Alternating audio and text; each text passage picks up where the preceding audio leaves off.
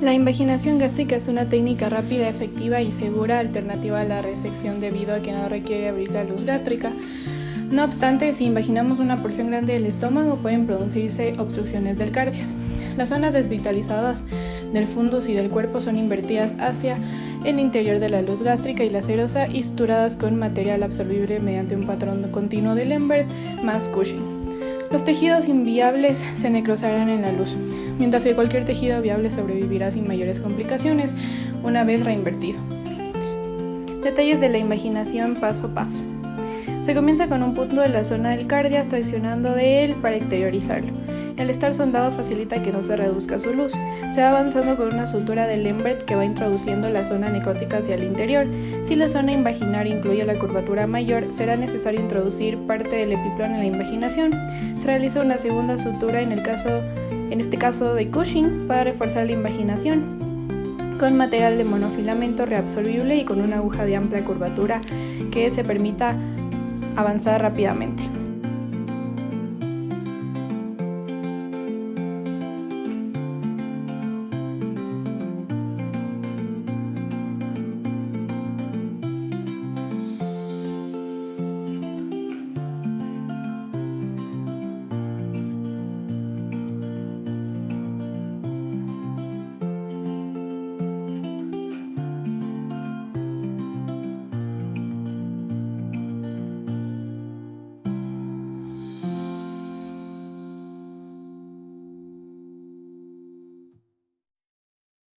Gastropexia.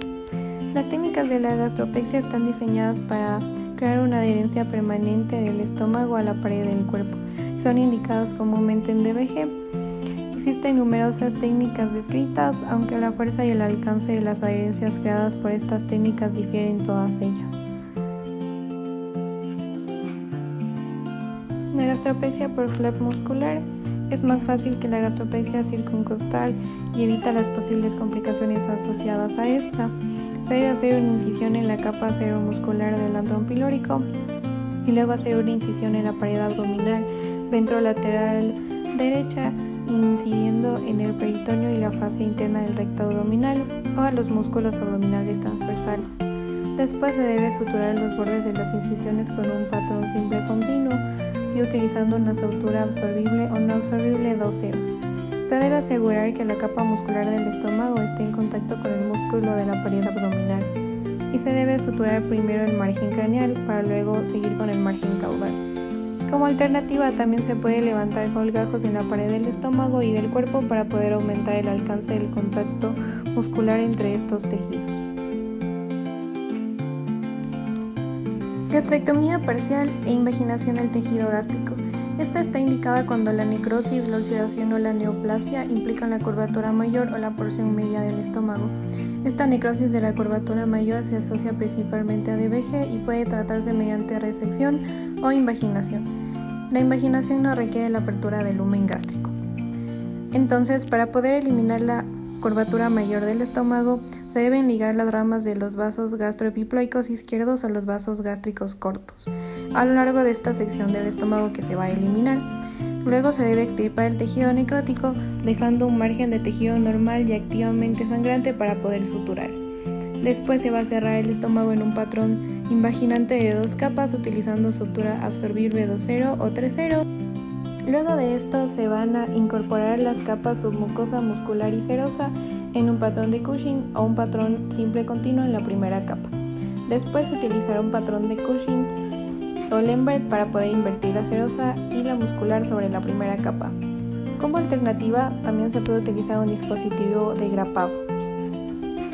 Para el tejido vamos a utilizar un patrón de sutura simple continua seguido de un patrón de inversión. Vamos a colocar las suturas en el tejido gástrico sano en ambos lados del tejido, en el cual se va a invaginar, llevando el tejido sano sobre la parte superior del tejido necrótico y asegurando que las suturas se coloquen en los tejidos sanos para poder evitar así la disidencia.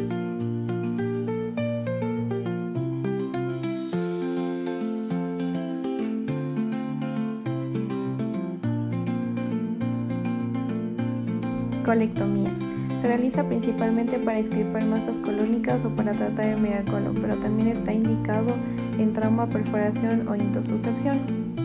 Se debe empezar explorando todo el abdomen a través de una cilioctomía de la línea media ventral. Luego se recogen muestras no intestinales antes de entrar en el lumen intestinal, aislando cuidadosamente el intestino enfermo con toallas estériles. Luego se evalúa la viabilidad intestinal y se determinan los sitios de resección.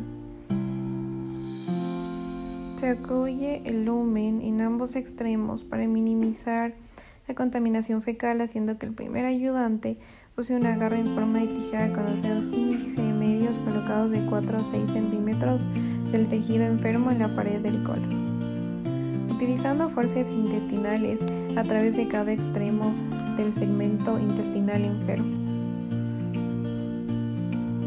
Si los tamaños de los lúmenes son aproximadamente iguales, se debe hacer la incisión perpendicular al eje largo.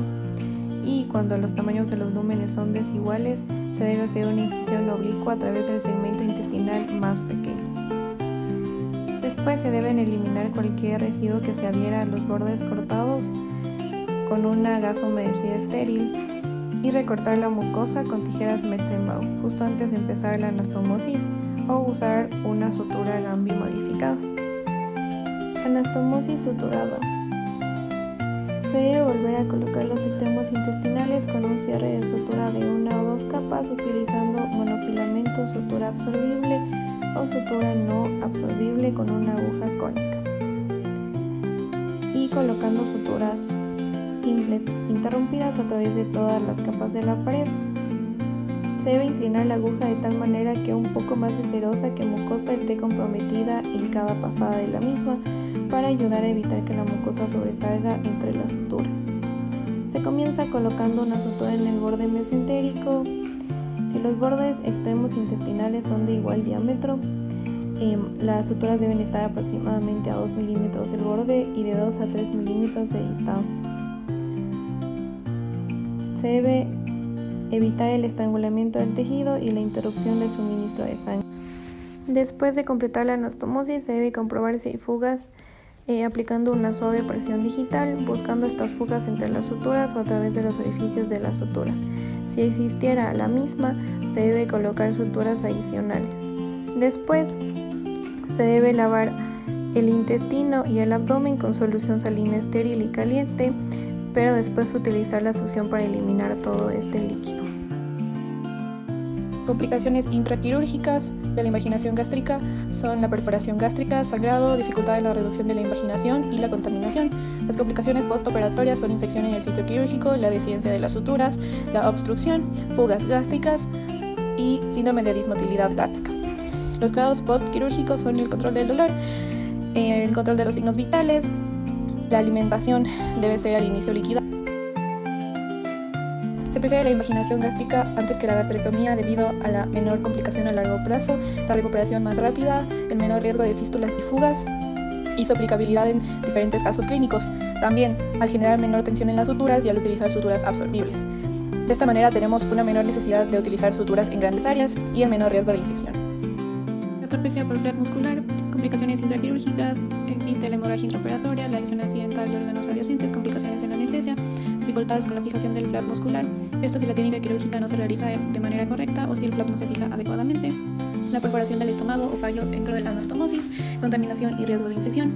Las complicaciones postquirúrgicas de la gastropexia por flap muscular son la infección de la herida quirúrgica, la formación de hematomas o seromas, también la peritonitis, la dificultad de la cicatrización, que en algunos casos la cicatrización de esta herida puede ser más lenta, especialmente si hay infección o algún problema dentro de la nutrición, vómitos o regurgitaciones y recurrencia de torsión gástrica. Aunque esta intervención reduce drásticamente el riesgo de torsión, si esta no se realiza adecuadamente, podría haber una falla y podría existir una recurrencia de la torsión gástrica.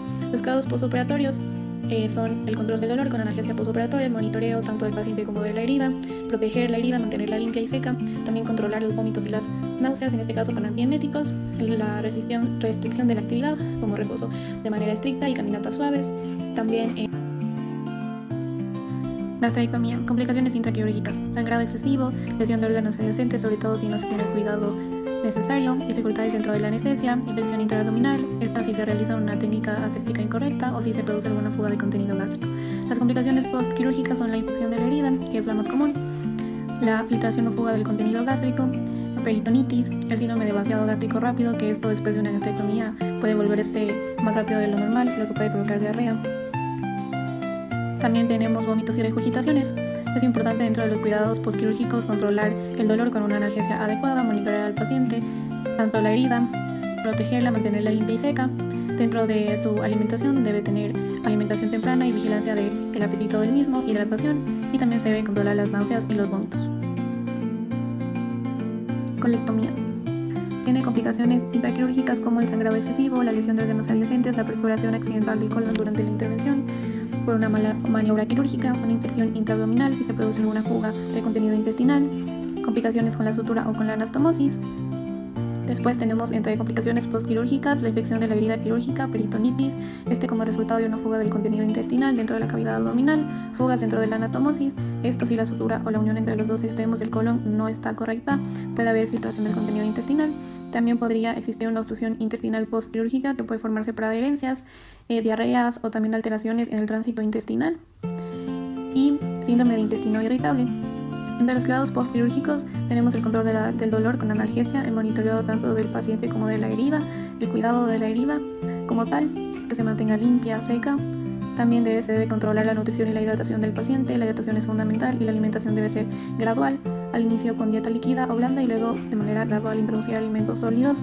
Se debe monitorear la función digestiva, observando las evacuaciones, la frecuencia y la consistencia de las heces, o también si tiene diarrea persistente o estreñimiento, que podrían ser signos de alguna complicación postquirúrgica, o si tiene vómitos. También se debe hacer un control de adherencias o de obstrucción intestinal, esto de manera clínica con un médico veterinario.